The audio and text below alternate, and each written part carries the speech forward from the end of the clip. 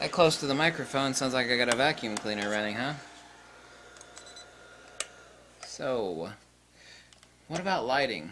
I've never had so many compliments over two things. One, recommending certain lenses, specifically like the Voigtlander and other lenses, just lenses in general. Number two was talking a few people into, is like, instead of that next lens, how about some lighting? There is more that you could do with a single cheap, and I don't mean cheap as in cheap, I mean cheap as in inexpensive, studio strobe, than you could ever do with a pocket full of speed lights, or you could ever do with that next expensive lens that you're saving for. How about, instead of that next $800 lens, you put aside $600, well, let's say $550, alright? Digi-B. This is a 160 watt second one. I got the smaller one. This is DB400. Has LED illumination, xenon flash tube, 160 watt seconds, adjustable power. I've made videos about this if you want to watch about the Digi-B. Some people in other countries obviously can't get Alien Beast stuff, so I mean, Pro Photo, whatever it is that they want to get. If they can't get it, if they're out of the country, they can get it. It actually can be forwarded to them. I'm certainly no representative for Alien Bees or Paul C. Buff. However, their products are the best value for the money, hands down. I have a battery pack here. It's like, well, I can't, I got to be plugged into power. Okay. How about this $200 battery pack over here? I could basically shoot all day off this lithium pack to the left of me here. That and a $15 light stand, a $10 umbrella. Do you know how many Chinese umbrellas there are on eBay? Really cheap. An umbrella is an umbrella. That's not really true. I mean, the really cheap ones do fall apart. I mean, I've got, Jesus, 3 dozen umbrellas maybe. The cheap ones do fall apart, but I mean, long before they ever fall apart, the $6 ones will pay for themselves 100 times over. They are, after all, just umbrellas, for God's sakes. Even the really expensive ones are Chinese-made umbrellas. They're just much beefier, much sturdier made. I mean, even an Octobox ultimately is nothing other than an umbrella. And it's really well made, like the Paul C. Buff 47-inch Octobox behind me here. I mean, it's still made in China, but it is really beefy, really well made sucker.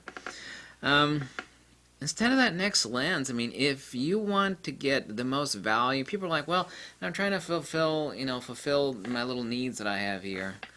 I'm trying to get this lens or I'm trying to get that lens. It's like, no. Instead of buying that lens, you can make a lot more money a lot quicker by buying one professional studio strobe and a power pack that you could take and haul anywhere. A couple cheap umbrellas. You don't have to buy sandbags. Go to your local hardware store and buy a bag of gravel.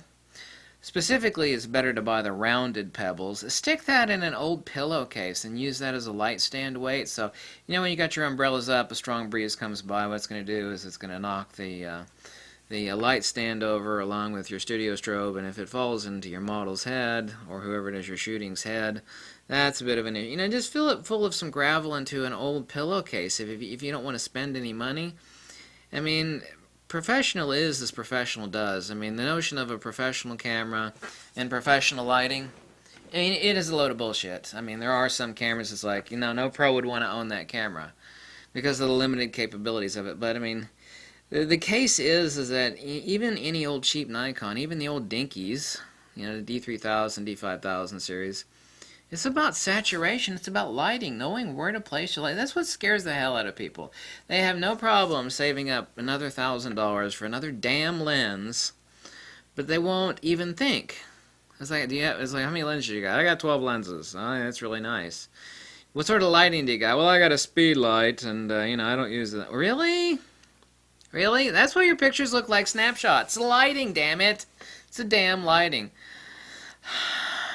Now, I'm not being critical in saying that. I mean, the people's priorities are, we've all got messed up priorities in life. I mean, I've seen one person that had like a $1 million collection of a particular item. I won't say what. It's like, man, this is worth like nearly $1 million. But the person is living like in a double-wide trailer. Somebody I know in Florida. It's like, this guy's got nearly $1 million collection. And he loves the collection of these things that he collects. But he's living in a double-wide trailer. It's like, he's messed up priorities a little bit there, It's like, wouldn't you like to... I didn't say that. It's like, wouldn't you like to live in a nicer house instead of this vinyl piece of double wide trailer sitting on. It is a nice double wide trailer. I mean, it's not like a crappy one. It's like, you got $1 million collection here, but you're living in a vinyl double wide trailer. It's the same thing with photography. People have all these lenses, and they got bunches of cameras. It's no lighting. The thing that I cherish the most is not a pile of lenses, lighting. You know, people say, oh, you keep making all these videos about lenses, and I know you have tons of lenses, but do you know what I've made a lot more videos on? Unique light mods, cheap light mods, do-it-yourself light mods. Like this. This is one of, like, God knows how many things that I came up with. There's nothing else like it. It's called the Beauty Box. That's what I named it. It's half beauty box, half light box. It's completely portable, completely collapsible, ultra lightweight. The light from it is incredible. It's beautiful. It's amazing.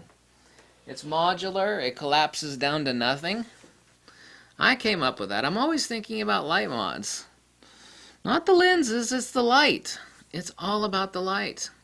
There's not a single professional photographer on this earth, if you ask them this question, is like, listen, what could you do the most with? A really awesome lens and just shit light, or just like a crap lens and really awesome lighting. I'll give you a studio strobe and a crappy old lens that everybody hates, and an umbrella and a power pack. It's like, I'll take the crappy lens and the studio strobe with the umbrella. They will. They will. 100%, if they have 2 brain cells, 100% of the time, that's what the response would be. Now, these are the people that are making money. Now, what does that tell you? The professional photographer would rather have a really crappy lens, like infamously crappy lens, and a studio strobe, and an umbrella or a softbox. Or, pick your choice. Umbrella, softbox, octabox, lightbox, grid. Everybody's going to have grid, because once you got the lighting, then you have to have the control over the lighting. You see this? This is called control. See me now? Now you can't see me. See me now? Can't see me. Be able to put that damn light where you want. I see a lot of photographers, too. They've got a couple studio strobes. It's like, well, great. Now you got the studio strobes. Now you need to know where the hell to stick the light. They'll actually get 2 studio strobes, and then they'll point them in at 45-degree angles of incident to the subject or subjects, like a family. It's like a Sears photographer. All you have to do is just have 2 studio strobes. Our subject's right here. We're going to angle it right here. What they'll do is they'll stick it like this, and they'll stick out an umbrella, a silver or soft silver umbrella, here pointed directly. It's like, wow, you flooded the subject. That's really interesting. What about giving them some definition with the specular and where it actually falls? It gives character and depth to their space. I mean, the perceived character of, it just looks like a professional snapshot. That's what I call them, a professional snapshots. It's like, I'm just going to flood the whole thing with light. They don't use a light meter either. They don't know how to use a light meter. Because actually putting the light where it should go, it requires either a lot of trial and error, or just walking up to someone's face and using a light meter, adjusting your power levels remotely, going back and start taking pictures. Light meter saves time. It doesn't waste time. You will notice that none of these YouTube photography guys ever use a light meter. One of them even very, very stupidly went as far as to call use of a light meter throwback technology. I mean, is he kidding me? Your camera doesn't even have an incident light meter. Your camera doesn't have an incident light meter in it. He calls that throwback technology. I call it a professional photography tool necessary to calculate lighting ratios. I mean, it doesn't take that long to figure out how to use it. I've been using a light meter now for only nearly 20 years. It's not like it's a complicated device. It's like, oh, okay, I can calculate my lighting ratios. I've got it calibrated to my camera. Click. Okay, I'm going to put it over here where my shadows fall. Okay, I'm going to work out the difference. I'm going to dial it in. Yeah, it's really complicated. Get a studio strobe. Kate, buddy in California from the Yacht Club. What's up, man? I know he's watching this video right now. He has one of the ABR 800s. The only thing he's pissed about now, he's recovering from surgery, from cancer, and he's recovering fine from that, thank goodness, is that he was complaining that he was getting too much work. He just started out cold turkey with the studio strobe, the ABR 800 ring light over there, and that makes all the difference. Well, I can do that with a speed light. No, you can't. I've seen some people actually use like 4 speed lights that are pointed into an umbrella. Will that work? Sure it will. Close in range, even Joe McNally, you see him do a lot of speed light work. It's got a speed light here, a speed light there, pointed umbrella. You can do that with a speed light. You still have to have a light stand. You can't do any distance work. You can't toss out some serious power with a damn speed light. It's like you can tape 6 speed lights together with duct tape if you want. It ain't even gonna reach the power of this damn thing. And this is a low power 160 watt second, much less like a 400 watt second. Excuse me, 640 watt second Einstein unit behind me. I said 400 there for a second. Having a brain fart, too many different studio strobes. I'm confusing this one with my 320 watt second in the back room back there, which I just got done using. Lighting. It's lighting. Instead of budgeting, maybe for this Christmas, ask your significant other or whatever for a studio strobe. And then you take the money and buy a power pack. I mean, most people want to be portable. I mean, do you think this is that heavy? I mean, you could toss both of these into something the size of a camera bag. Now, one of those cheap Chinese light stands, those things are really lightweight, by the way. It's like you pop this onto a light stand, you turn that down, you stick in an umbrella, a $6 umbrella, you hook up the power, and you really create the magic. You can step back, you can use long throw reflectors, you could use all sorts of interesting light mods with a studio strobe. Only a studio strobe has that kind of ease and capability, and we're talking about $550 for the strobe and the power pack. Everything else, like a cheap grid, an umbrella, you can get one of the Cowboy Studios, which is like the cheap knockoff. I've got a gigantic softbox over here, you can't see it. Right out of view of the camera, there's a huge ass 8-foot softbox laying over here to the left. 47-inch octabox hanging off the Einstein here behind me. You can get cheap knockoffs of those for $50, $60. They'll pay for themselves in one shoot. Your studio strobe and every light mod that you can imagine would pay for themselves in 3 to 4, well actually less than that, it depends on how much you charge, like if you're giving someone the family rate, they'd pay for themselves in 2 to 3 shoots. Everything after that, it's like it's paid for.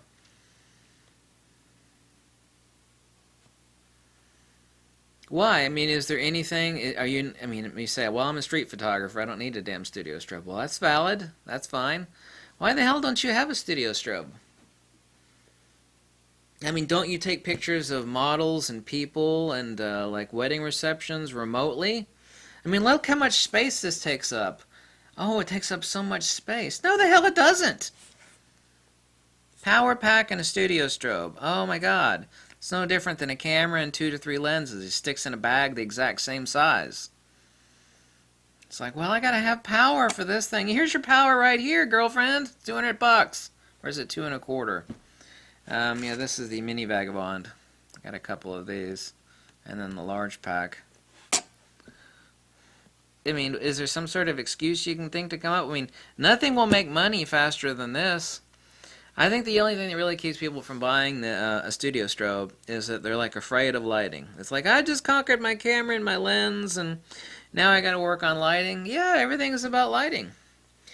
Because if you're not concentrated on the lighting, it's just a damn snapshot. It's not to say you can't take all the most beautiful pictures in the world using ambient illumination, but then you're just a bitch to Mother Nature, you know? You gotta wait for the perfect lighting. That's the reason in the world to have a damn leaf shutter. You know, the same reason that there's a leaf shutter in that damn Fuji X100T is so you can take pictures when the light sucks ass at noon and 2 p.m. You could do high-speed sync photography with that damn leaf shutter. The same reason that you have that thing is the same reason you have this.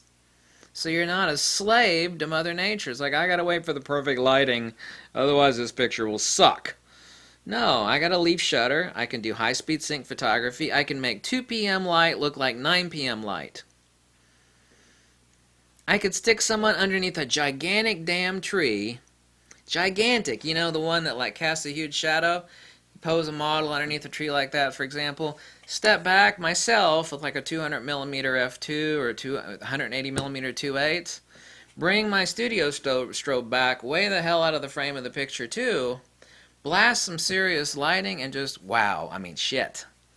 Excuse my language. I mean, damn. That extra lens that you want won't get you there. This will get you there.